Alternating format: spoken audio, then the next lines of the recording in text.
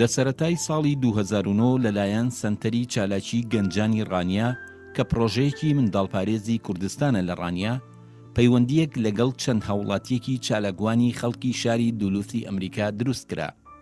ئەم پەیوەندیە لە ڕێگەی ئیمێڵەوە لەلایەن خالید قادر بەڕێوبەری سەنتەر و میشێل ناو ئوبێت کە خەڵکی شاری دولوسە هەرزوو گەشەی کرد و توانرا ئاستی پەیوەندیەکە فراوان بکرێت بە تایبەت بۆ دروستکردنی ئاڵوگۆڕی کللتوری و دەستە خوشککردنی هەردوو شاری ڕانیا و دولوس.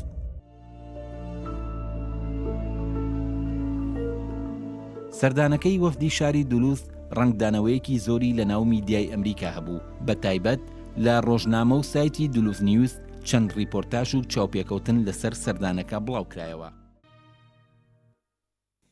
سەردانی ئەو وەفدا لەلایەن خەڵکی ئەمریکاوە لە شاری دولوس و ویلایەتی مینەسۆتا گەلێک گرنگی پێدرا و لە چەندین ڕۆژنامەی گرنگی وەک دولوس نیوز تریبون چەندان چاوپێکەوتن و ریپۆرتاژی گرنگیان لەسەر بڵاوکرایەوە. هەروەها چەندین کەناڵی ئاسمانی و ناوخۆیی ئەمریکا بە تایبەت کەناڵی فۆکس نیوس و CNBC چەندین راپۆرتیان لەسەر ئەو پەیوەندیە بڵاو کردەوە. A five-person delegation from Iraq is in Duluth with a message of hope and friendship, but getting their message here wasn't easy. Bujang spent the day with them and joins us now from the newsroom with more. And Bua, they've been planning this for a long time, haven't they? They really have. They've been talking about a visit like this for nearly 3 years. And last year, a group of Duluthians went to visit the Kurdish city of Rania. And this year, the Ranians finally got their chance to visit Duluth. Duluth is a wonderful and incredible. They've only been in Duluth for 2 days, but they're already planning for their next trip. We have the dream to make a sister city relationship between Rania and Duluth in future. The delegation from the city of Rania, which sits near the Iraq-Iran border, says a sister city relationship could help both cities not only learn about each other's cultures, but also learn about how each city works.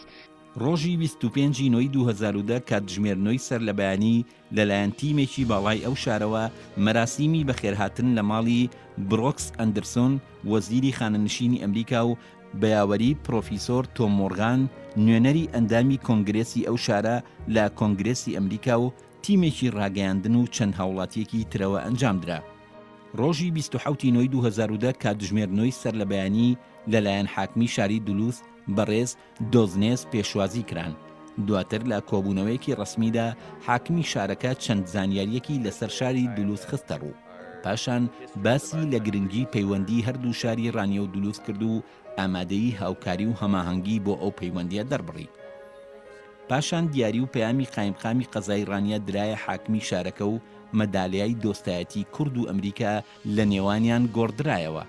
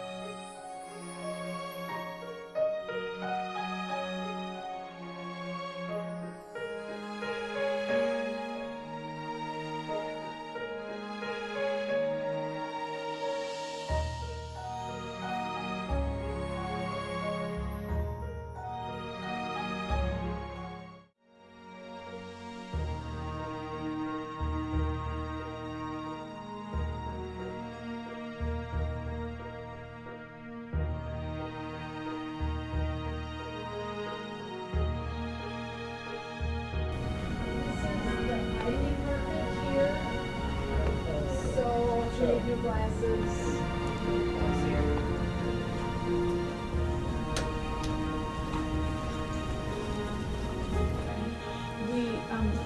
I think, and you know the most for internet connection. This would be something that, I would be interested in seeing how we could improve the communication.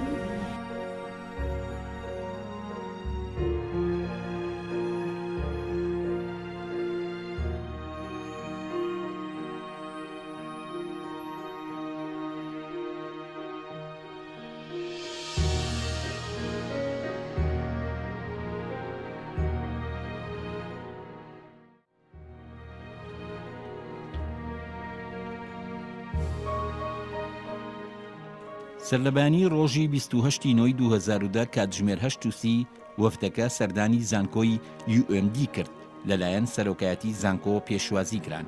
دواتر بەشەکانی ئەندازیاری، ئابووری، پزیشکی، زانستە مرۆڤایەتیەکان، هونەرە جوانەکان، ئەدەب، وەرزش، خوێندنی باڵا بەسەر کرایەوە.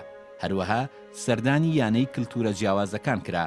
لەو سەردانەدا گفتوگۆ لەسەر ڕەوشی خوێندنی کوردستان و ئەمریکا کرا و داوا کرا لینکێکی ئاڵوگۆڕی زانیاری لەگەڵ کوردستان و شاری ڕانیە دروست بکرێت بۆ ئەوەی خوێندکارانی کورد ساڵانە لەو زانکۆیە وەربگیرێن. هەروەها وەفدەکە سەردانی زانکۆی سێت سکۆڵەستیکای کرد و لەلایەن ڕاگری کۆلێژی زانست ڕۆن و لەلایەن پرۆفیسۆر تۆم مۆرگان پێشوازی کران. داواکرا ساڵانە کورسی خوێندن بۆ خوێندکارە سەرکەوتوەکانی کورد دابین بکرێت. هەروەها پێشنیاز کرا لە کاتی سەرپەرشتیکردنی خوێندکارانی دکتۆرا کە پێویستە یەکێک لە سەرپەرشتیارەکانی بیانی بێت و لە دەرەوەی کوردستان بێت ئەو زانکۆیە هاوکاری خوێندکارەکانی ڕانیە بکات.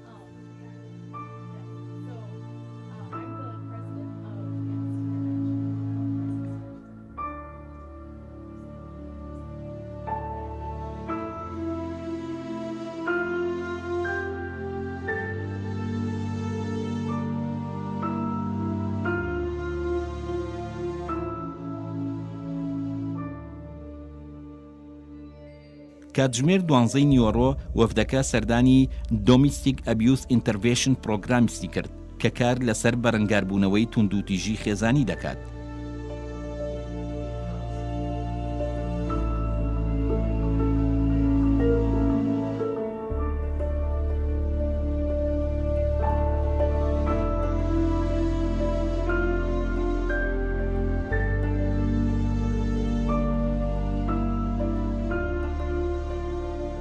سەردانی سنتەری فۆتشێڵفی کرد کە یارمەتی ئەو هەژارانە دەدات کە توانای کڕینی خۆراکیان نییە و پێویستیان بە یارمەتی هەیە تاوەکو بار و گوزەرانیان باش بێت.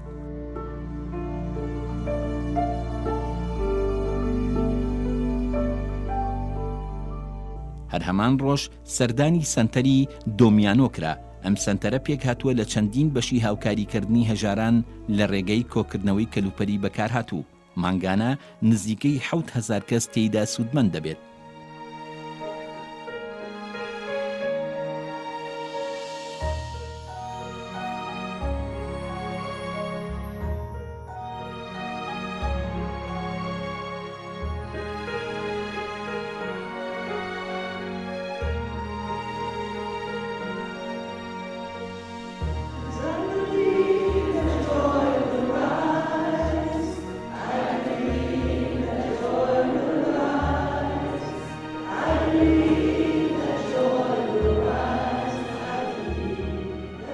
کاتژمێر 7:30 ئێوارە لە هۆڵی زانکۆی سێت سکۆڵەستیکە ئاهەنگێکی فراوان بە ئامادەبوونی دەیان پرۆفیسۆر و سەدان خەڵکی شاری دولوز بۆ ڕێزگرتن لە وەفدەکەی شاری ڕانیە ئەنجام درا.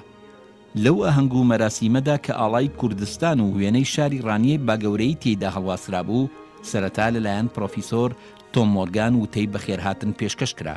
پاشان برۆکس ئەندرسۆن باسی لە بیرۆکەی دروستکردنی دەستەخوشکی نێوان شارەکان کرد و لە سەرچەمکی ئاشتی و گرنگی ئاڵوگۆڕی کلتوری لە نێوان کلتورە جیاوازەکان دووە.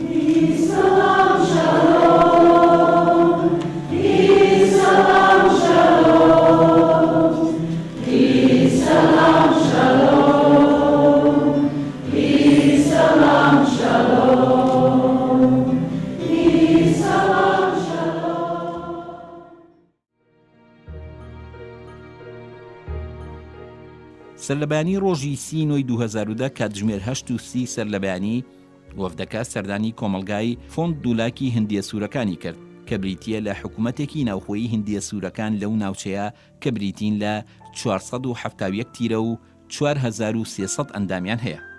هەر هەمان ڕۆژ سەردانی سنتەری خزمەتگوزاری کۆمەڵایەتی هندیە سوورەکان من نۆئایەوین هیومن سێرڤس سنتەر کرا لە هەمان ناوچە و بەشەکانی سنتەرەکە بەسەر کرایەوە. ئەو خاڵە هاوبەشانە باس کرا کە هەردووگەن لە مێژوی خۆیاندا ڕوبەڕووی جینۆساید بوونەتەوە. لە کۆتاییدا ئاڵا لە نێوان هەردوولا گۆڕایەوە. هندیە سوورەکانی ئەو ناوچەیە گەلێ خۆشحاڵ بوون بە وەفدەی شاری ڕانیە کە گوزارشتی لە ناساندنی گەلی کورد و نیشتیمانەکەی دەکرد. کاتژمێر 12 نیوەڕۆی هەمان ڕۆژ وەفدەکە بەشداری خوانێکی گەورەی کرد کە یانەی ڕۆتەری کلاب ئیندولوس بۆ وەفدەکەی شاری ڕانیە و بزنسمان و کەسایەتیە ناودارەکانی ناوچەکە ئامادەی کردبوو.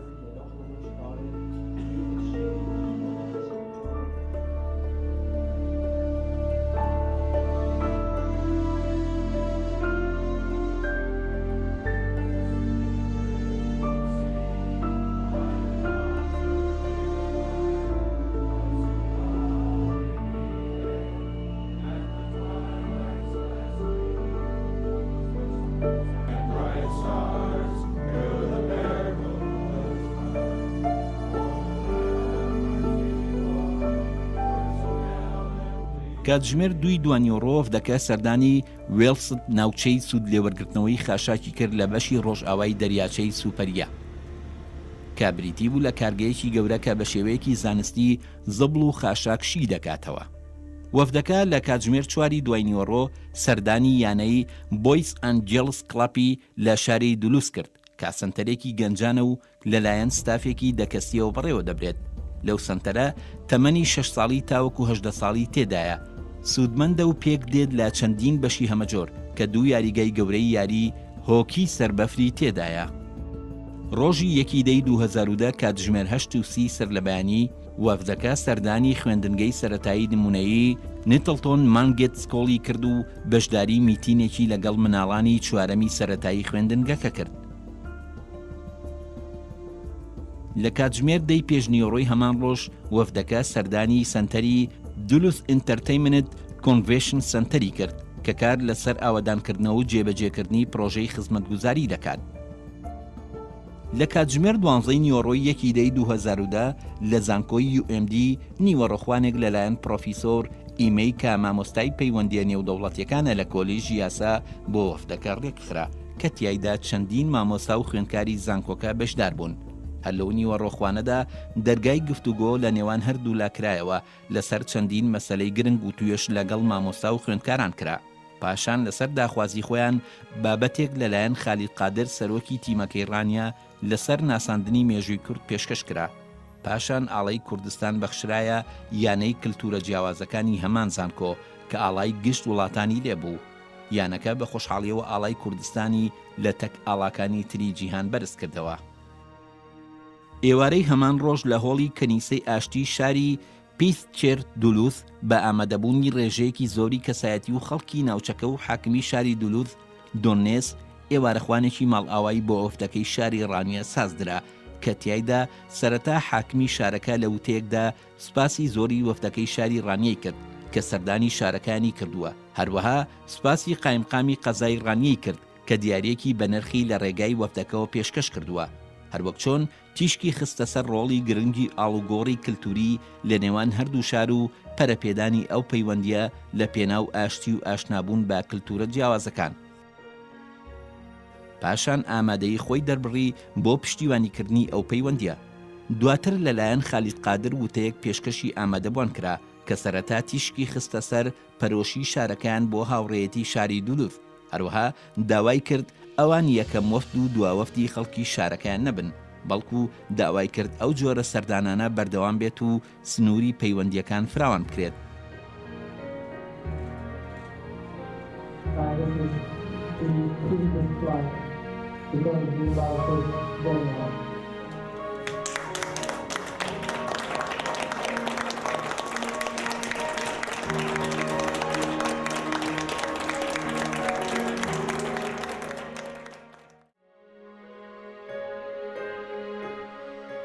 ڕۆژی 2 2010 وەفدەکە سەردانی شاری میناپۆلیسی کرد و مۆزەخانەی هونەری لە ویلایەتی میناسۆتا واڵکەر ئارنت سەنتەری بەسەر کردەوە. ڕۆژی 3 2010 وەفدەکە سەردانی واشنگتنی پایتەختی ئەمریکای کرد و چەند شوێنێکی گرنگ و دیاری پایتەخت بەسەر کرایەوە. پاشان سەردانی بەشی کوردی ڕادیۆی دەنگی ئەمریکا کرا و بەشەکانی ڕادیۆکە بەسەر کرایەوە. هەروەها چاوپێکەوتنێکی تایبەت لە ڕادیۆکە ڕێکخرا کە تایبەت بوو بە باسکردنی کار و چالاکیەکانی سەردانەکە. لە دوا ڕۆژی چالاکی وەفدەکەشدا سەردانی نوێنەرایەتی حکوومەتی هەرێمی کوردستان لە ئەمریکا کرا. دواتر لە کۆبوونەوەیەکی تایبەتدا لەگەڵ بەڕێز قوبا تاڵەبانی باس لە پرۆگرامی سەردانەکە و کار و چالاکیەکانی وەفدەکە کرا.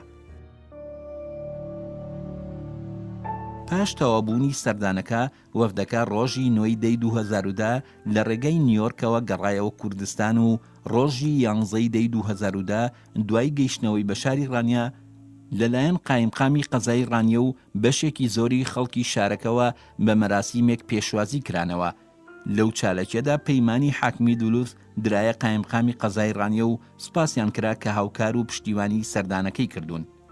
جێگەی ئاماژەیە بۆ ئەو سەردانە کتابێکی تایبەت لە هەردوو زمانی ئینگلیزی و کوردی لەسەر مێژووی کۆن و نوێی شاری ڕانیا بە هاوکاری سەرۆکی حکوومەتی هەرێمی کوردستانەوە دکتۆر بەرهەم ئەحمەد ساڵح بۆ وەفدەکە چاپ کرابوو کە لەسەر جەم سەردانەکان وەک دیاریەک دەدرایە شوێنەکان.